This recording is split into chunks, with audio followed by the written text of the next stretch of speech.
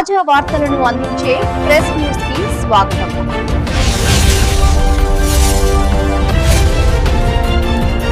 నమస్తే, welcome to press news. బులెటిన్ల ముందుగా headlines చూద్దాం.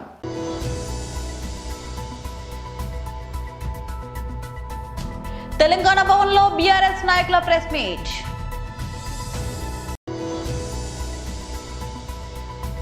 వైఎస్ఆర్సీపీ రాష్ట్ర అధికార ప్రతినిధి పుత్తా శివశంకర్ రెడ్డి ప్రెస్ మీట్.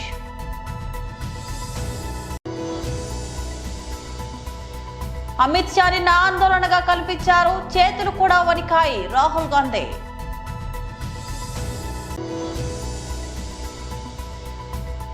దళిత క్రైస్తవులకు ఎస్సీ హోదా మళ్లీ దేశవ్యాప్త డిమాండ్. తెలంగాణ భవన్లో బీఆర్ఎస్ నాయకులు ప్రెస్ మీట్ నిర్వహించారు. జనరల్ సెక్రటరీగా కూడా ఎన్నిక కాబట్టేటువంటి ఒక వ్యక్తిని కాబట్టి ఉస్మానియా అనగానే అమ్మ మన కన్న తల్లి అనేది గుర్తొస్తుంది. ఎందుకంటే ఆ రోజుల్లో లోయర్ మిడిల్ క్లాస్ ఫ్యామిలీసు కింది వర్గాలకు వెళ్ళి వచ్చినటువంటి వాళ్ళుగా హైదరాబాద్కి వచ్చి ఇప్పుడు చాలా రెంటల్ ఆపర్చునిటీసు రకరకాల ఆపర్చునిటీస్ ఉండడానికి హాస్టల్ వివరిని ఆ రోజులు ఏమి ఉండకపోతుండే. అయితే యూనివర్సిటీ హాస్టల్లో ఉండాలా, లేకపోతే కాచిగూడ వైశ్య హాస్టల్లో ఉండాలా, లేకపోతే పెరికే హాస్టల్, లేకపోతే మున్నూరుకాపు హాస్టల్, ఎవడి ఇల్లు కూడా ఇవ్వకపోతుండే. చదువుకున్న పొరగాలంటే ఇల్లు కూడా ఇవ్వకపోతుండే. అట్లా యూనివర్సిటీ అంటే తల్లి, కన్న తల్లిలాగా ఒక ప్రేమ ఆప్యాయత. ఇప్పటికి కూడా యూనివర్సిటీకి పోతే ఏదో మా అమ్మ దగ్గరికి వచ్చినాం కదా, అమ్మ ఒళ్ళలోకి వచ్చినాం కదా అనేటువంటి ఒక ఆప్యాయమైనటువంటి ఒక తన్మయత్వం అందులో చెందుతాం. సో ఈ నేపథ్యంలో నిన్న ముఖ్యమంత్రి గారు ఉస్మాన్ యూనివర్సిటీ క్యాంపస్కి పోయినారు. పోతుంటే అనుకున్నాం, అరే ఫర్ ద ఫస్ట్ టైం ఒక ముఖ్యమంత్రి చాలా రోజుల తర్వాత ముఖ్యమంత్రి పోతున్నాడు కదా, ఏం మాట్లాడతాడో అని చెప్పని టీవీకి కళ్ళు అప్పగించి వినే ప్రయత్నం చేసినాను. మళ్ళా అదే దురదృష్టం డిసప్పాయింట్ చేసినాడు. చాలా డిసప్పాయింట్కి గురయ్యాను. Not only as a former student of Osman university but also as a former teacher worked in Osman university and also as a public రిప్రజెంటేటివ్గా ఆ యూనివర్సిటీకి పోయినప్పుడు ఏదో పెద్ద ప్రకటనలు చేస్తాడు, తెలంగాణ ఉన్నత విద్యకు ఒక దిశా నిర్దేశం చేస్తాడు, పెద్ద ఎత్తున ఒక రోల్ మోడల్గా ఉస్మాన్ యూనివర్సిటీని తీర్చిదిద్దడం కోసం ఒక ప్రణాళికలు ఆవిష్కరిస్తాడు అని చెప్పని నేను కూడా కొద్దిగా ఆలోచించిన. ఎనీ సెన్సిబుల్ పర్సన్ ఎంత కుక్కతో ఒక గుండ్రాయి కట్టినా కానీ అటువంటి ప్రదేశాలకు పోయినప్పుడు సమయం సందర్భోచితంగా మాట్లాడతాడు కదా అనుకున్నాం. కానీ రేవంత్ రెడ్డి గారి నైజం, మీరు ఎలకతోలు ఎంత ఉతికినా నలుపే కానీ తెలుపు కాదన్నట్టుగా ఆ దొరవారు అది ఏం బుద్ధో, మరి ఎవరు నేర్పినరో చదువు, మరి ఆయన గురువులు ఎవరో, ఆయన ఉపాధ్యాయులు ఎవరో, సిద్ధాంతకర్తలు ఎవరో నాకు తెలియదు. కానీ పెళ్లికి ఒకటే డప్పు కొడతాడు, సావుకు ఒకటే డప్పు కొడతాడు. ఒక రాజకీయ ఉపన్యాసంలో ఒకటే తీరుగా మాట్లాడతాడు. ఒక విశ్వవిద్యాలయంలో విద్యార్థులకు స్ఫూర్తిదాయకంగా అధ్యాపకులకు మార్గదర్శకంగా ఉండాల్సిన స్థలంకి వెళ్ళి కూడా అదే రకంగా మాట్లాడతాడు. అది చూడగానే సామెత గుర్తొచ్చింది, కుక్కతో ఒక గుండ్రాయి కట్టినా చక్కగా కాదు అని వెనకటి ఎందుకు అన్నారో కానీ రేవంత్ రెడ్డి గారు లాంటి వాళ్ళని చూసో, లేకపోతే ఆయన ఇటువంటి వాళ్ళు ఉంటారని చెప్పని బహుశా సామెత కట్టినరేమో అని చెప్పని నాకు అర్థమైపోయింది. వైఎస్ఆర్సీపీ రాష్ట్ర అధికార ప్రతినిధి పుత్తా శివశంకర్ రెడ్డి ప్రెస్ మీట్ నిర్వహించారు. ప్రెస్ లో మాట్లాడిచ్చేసి జగన్ గారు చెప్పినటువంటి మాటలు, అప్పన్న అనేటువంటి వ్యక్తి సుబ్బారెడ్డి గారి పిఏ వైఎస్ఆర్ కాంగ్రెస్ పార్టీ అని తరచూ తెలుగుదేశం వాళ్ళు ఎల్లో మీడియా రుద్దుతుంటే వాస్తవాలు చెప్పారు. అప్పన్న అనేటువంటి వ్యక్తి వేమిరెడ్డి గారి పిఏ అని, వేమిరెడ్డి ప్రభాకర్ రెడ్డి గారి పిఏ అని. దానికి ఆయన చెప్తూ, సుబ్బారెడ్డి గారి చెప్పారు నాకు అప్పన్న గారికి ఆర్థిక సాయం చేయమని, ఆయన పరిస్థితి బాగలేదని, చెయ్యడం తప్ప అనేక మందికి చేస్తా ఉంటాను, అందులో భాగంగా నేను కూడా ఆ అప్పన్నకి ఇతనికి కూడా నేను చేశాను, వాళ్ళు చెప్పిన దాని కోసం చేశాను, సుబ్బారెడ్డి గారు చెప్తే నా అప్పన్న గారికి చేశాననేటువంటిది మాటలు మాట్లాడుతూ జగన్మోహన్ రెడ్డి గారు చెప్పినంత అబద్ధాలు అనేటువంటి రీతిలో మాట్లాడారు. ఒకే ఒకటి ఈరోజు అడుగుతా ఉన్నాం, నిజమే, ధర్మమే అనుకుందాం, దానమే అనుకుందాం, ఎవరైనా కూడా ధర్మమో దానమో అంటే లేదా ఆర్థిక సాయమో అనుకుంటే ఏదో ఒకసారి 50,000, 1,00,000, 10,000, 5,000 శక్తి కొద్దీ వాళ్ళ అవసరం కొద్దీ ఏదో ఇచ్చేస్తారు. సరే, ఈయన కూడా ఇచ్చినాడు అనుకుందాం ఆయన చెప్పినట్టు ప్రకారము. కానీ ఎవరైనా కూడాను ఒకే అమౌంట్లో ఒకే తేదీ సంవత్సరాలుగా ప్రతి నెల అకౌంట్లో వేస్తే ఏమంటారండి? దానం అంటారా? ధర్మం అంటారా? ఆర్థిక సాయం అంటారా? లేదా ఉద్యోగికి ఇచ్చినటువంటి జీతం అనుకుంటారా? ఖచ్చితంగా ఈరోజు ఆ స్టేట్మెంట్లు కానీ, అప్పన్న గారి స్టేట్మెంట్లు కానీ, లేదా విపిఆర్ మైనింగ్ స్టేట్మెంట్లు కానీ ఒక్కసారి పరిశీలిస్తే మనకు అందుబాటులో ఉండేటిగా చెప్తున్నాం. 2023 మార్చి 1వ తారీఖు నుంచి ప్రతి నెల 1వ తారీఖున క్రమం తప్పకుండా టంచనుగా ఎన్ఈఎఫ్టి ద్వారా 25,000 రూపాయలు ఎవ్రీ మంత్ క్రెడిట్ అవుతా ఉంది. బ్యాంకు ద్వారా, ఎన్ఈఎఫ్టి ద్వారా ఆర్థిక సాయం అంటే ఒకసారి ఒక చెక్ ఇస్తారు, తీసుకెళ్లి రియలైజ్ చేసుకుంటారు అనుకుందాము. అప్పుడు 1 నెల కాదు, 2 నెలలు కాదు, 3 నెలలు కాదు, సంవత్సరాలుగా. ఈవెన్ ఇంకోటి గమనించండి, ఒకవేళ వైఎస్ఆర్ కాంగ్రెస్ పార్టీలో ఆయన ఉన్నారు కాబట్టి, ఆయన ధనవంతులే కాబట్టి, ఎవరో చెప్తే చేశానంటున్నారు కాబట్టి, ఒకవేళ వైఎస్ఆర్ కాంగ్రెస్ పార్టీలో ఉన్న రోజులే ఇవ్వాలి కదా. మరి ఆయన ఎలక్షన్ల ముందు తెలుగుదేశం పార్టీలో చేరారు కదా. 2024 మార్చిలో అనుకుంటాను తెలుగుదేశం పార్టీలో చేరారు. ఎంపీ అభ్యర్థిగా ఆయన ప్రకటించుకున్నారు. వారి సతీమణి కూడాను కోవూరు టికెట్ ఇచ్చారు. అప్పుడు మానేయాలి కదా వైఎస్ఆర్ కాంగ్రెస్ పార్టీ చెప్పిన వాళ్ళకి, ఒకవేళ ఆర్థిక సాయమే అనుకుంటే. కానీ అది 2024 మార్చి 2024 అట్లా తీసుకున్నట్లయితే కేంద్ర హోంశాఖ మంత్రి అమిత్ షా నిన్న ఆందోళనగా కనిపించారని, ఆయన ఉపయోగించిన భాష కూడా సరిగా లేదని కాంగ్రెస్ ఎంపీ రాహుల్ గాంధీ అన్నారు. ఎన్నికల సంస్కరణలపై లోక్సభలో జరిగిన చర్చలో అమిత్ షా నిన్న మాట్లాడిన విషయం తెలిసిందే. ఆయన ప్రసంగంపై ఈ రోజు రాహుల్ గాంధీ మాట్లాడుతూ అమిత్ షా నిన్న కంగారుగా కనిపించారని అన్నారు. ప్రసంగం సమయంలో అమిత్ షా చేతులు కూడా వణుకుతూ కనిపించాయని, ఏ ప్రశ్నకు ఆయన నేరుగా సమాధానం చెప్పలేదని విమర్శించారు. తాను మాట్లాడిన వేటికి ఆధారం చూపించలేదని అన్నారు. మీడియా ముందు తాను చేసిన వ్యాఖ్యలన్నింటినీ పార్లమెంట్ లో చర్చిద్దామని ఆయనకు సవాల్ విసిరినప్పటికీ ఆయన నుంచి సమాధానం రాలేదని అన్నారు. పార్లమెంట్ లో ప్రధానమంత్రి నరేంద్ర మోదీ, కేంద్ర హోంశాఖ మంత్రి అమిత్ షా మాట్లాడుతున్నప్పుడల్లా రాహుల్ గాంధీ బయటకు వెళ్లిపోతారని కేంద్ర మంత్రి గిరిరాజ్ సింగ్ విమర్శించారు. Rahul Gandhi hit and run ఫార్ములాను అనుసరిస్తున్నారని ఎద్దేవా చేశారు. ఆయన దృష్టిలో ప్రజాస్వామ్యం అంటే ఇదేనేమో అని చురకలందించారు. భవిష్యత్తులో ఆయన తన అలవాటును మానుకుంటారని ఆశిస్తున్నట్లు తెలిపారు.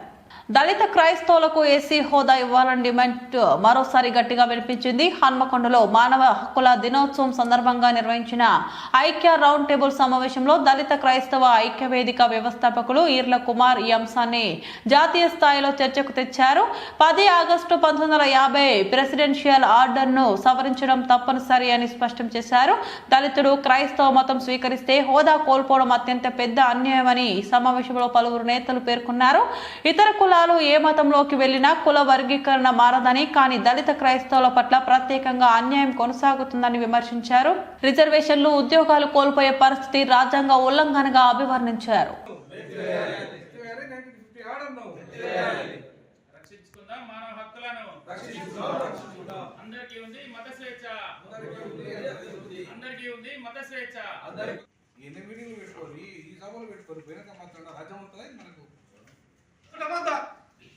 ఒప్పుకుందామా అంటున్నా, ఒప్పుకోవాలంటున్నా.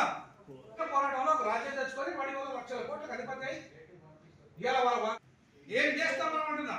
నాకేమవసరం అండి ఉద్యోగంలో హాయిగా నేను వైస్ ఛాన్సలర్ కాదా, లేకపోతే నేను నాకున్న చదువు నేను ఎందుకు వదులుకోవాల్సి వచ్చింది? రాజకీయ అధికారం కోసం నేను ఎందుకు నేతృత్వంలో దళిత క్రైస్తవ ఐక్య వేదిక ఆధ్వర్యంలో జరిగిన దళిత క్రైస్తవులకు ఎస్సీ హోదా కల్పించాలనే డిమాండ్తో ప్రధానంగా 1950 ఆర్డర్ ఈ క్రైస్తవ రాజ్యాంగ హక్కులని, మానవ హక్కులని హరిస్తున్న 1950 ఆర్డర్ని రద్దు చేయాలని కోరుతూ ఈరోజు వరంగల్ జిల్లాలో సమావేశం ఏర్పాటు జరిగింది. ఈ సమావేశం మొత్తం చరిత్ర, దేశ రాజకీయ చరిత్రను మలుస్తుంది. ముఖ్యంగా దళిత రాజకీయాలను మలిచే రోజు ఇక్కడనే ఉంది.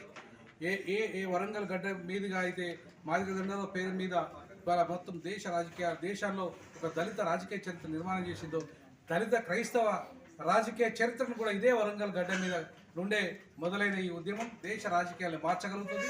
తప్పకుండా రానున్న రోజుల్లో ఒక బలమైన క్రైస్తవ శక్తి, రాజకీయ శక్తిగా అవతరించే రోజు రానున్నది. క్రైస్తవులు 30 మంది పార్లమెంటు సభ్యులను ఈ దక్షిణాది నుండి పంపించే బాధ్యత తీసుకుంటాం.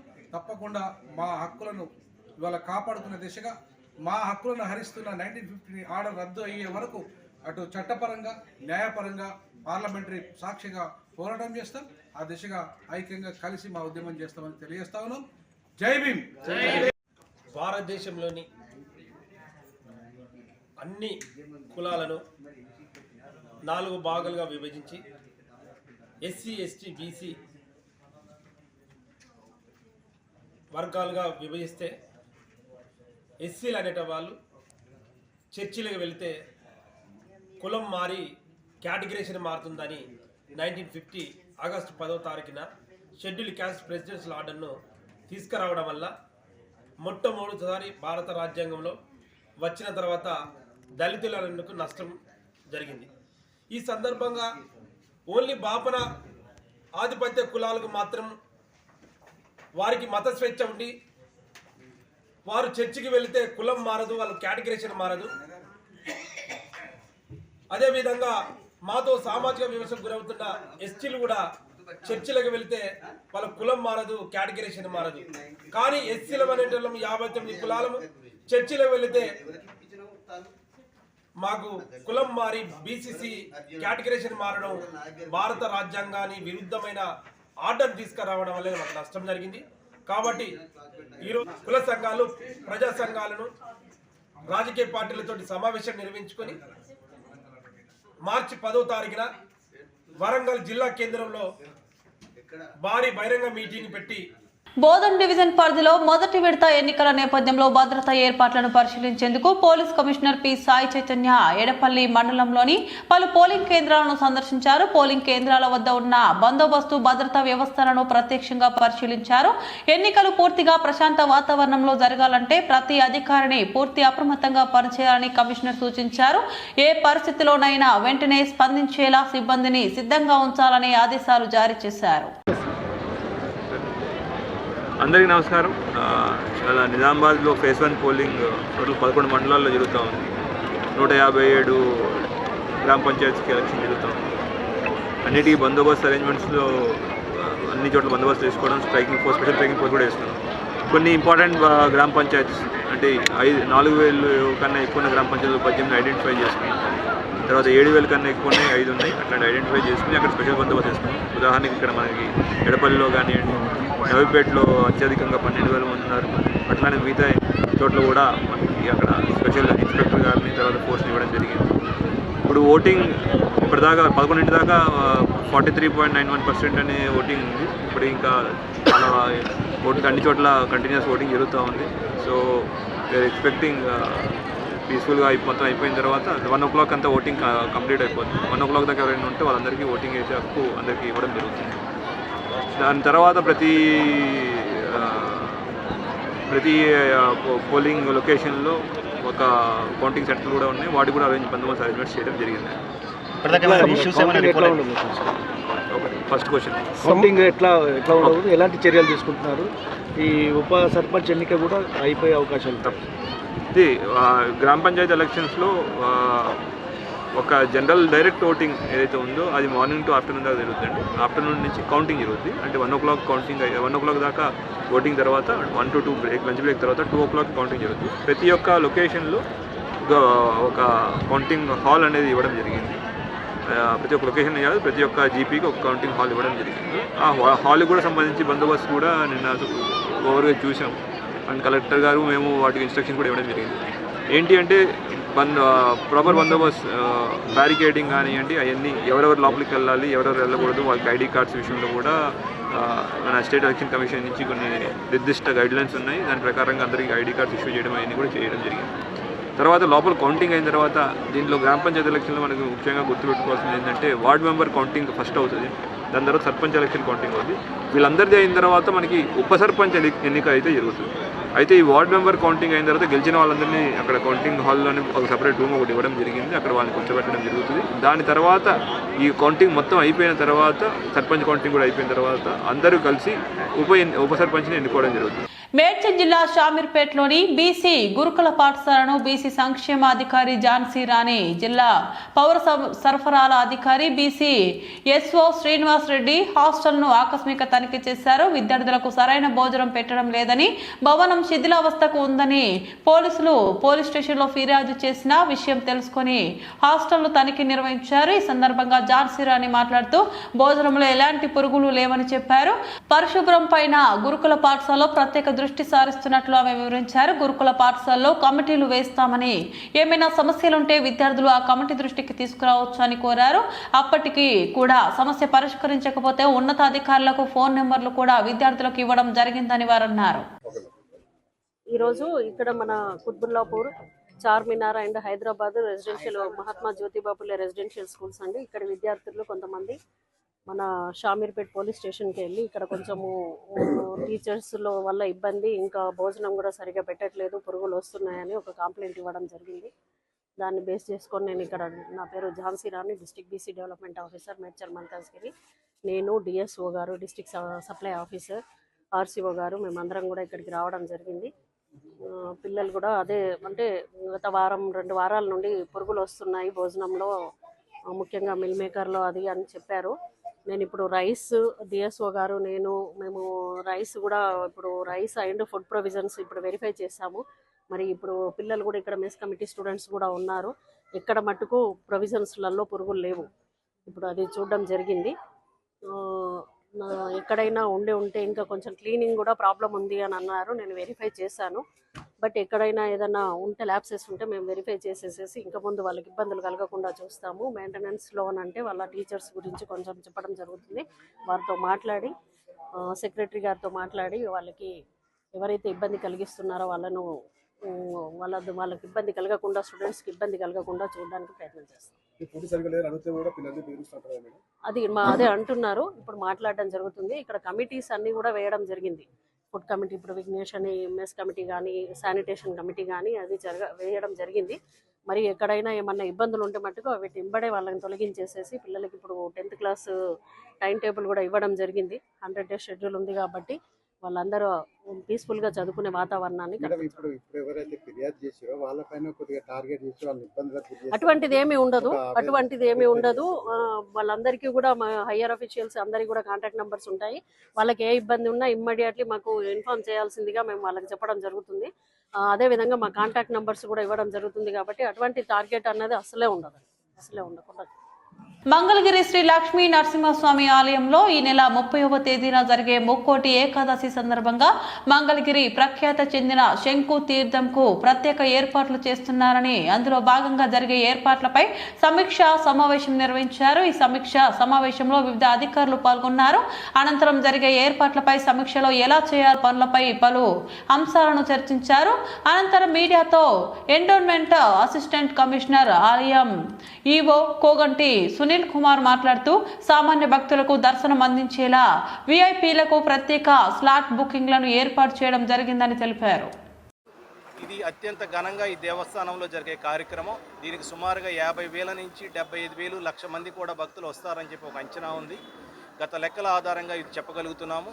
దీనికోసం వివిధ శాఖల వారితో మొదటి సమన్వయ సమావేశము ఎంఆర్ఓ గారి అధ్యక్షతన నిర్వహించి ఉన్నాము. ఈ సమావేశానికి వివిధ శాఖల నుంచి వారి ప్రతినిధులు వారు ఏమేమి చేయాలి అనేది సూత్రప్రాయంగా సూచించి ఉన్నాము.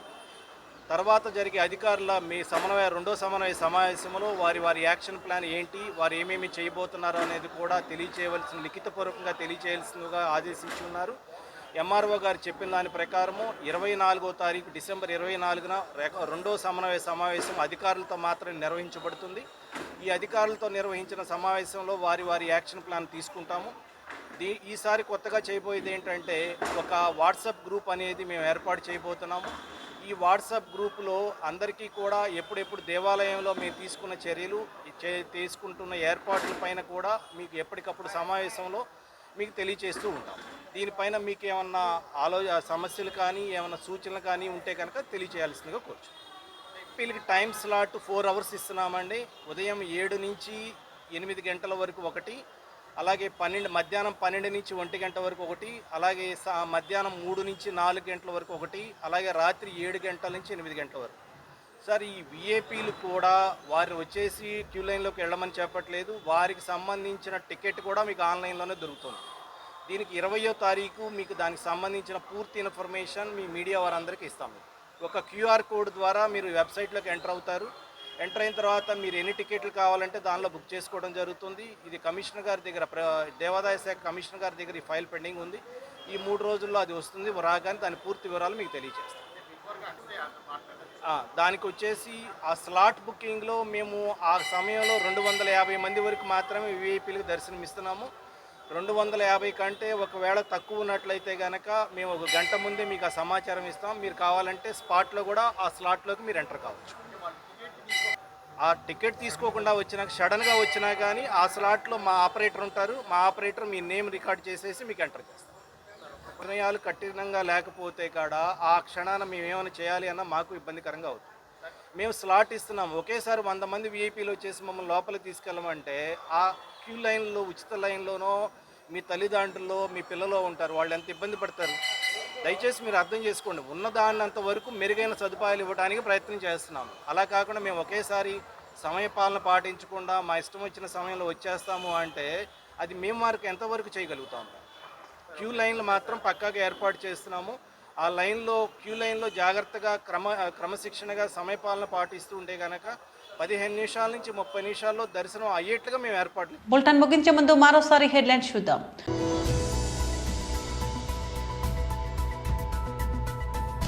తెలంగాణ భవన్లో బీఆర్ఎస్ నాయకుల ప్రెస్ మీట్.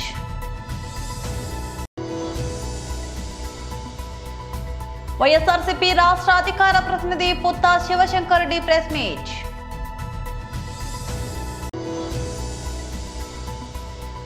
అమిత్ షా నిన్న ఆందోళనగా కల్పించారు. చేతులు కూడా వణికాయి రాహుల్ గాంధీ.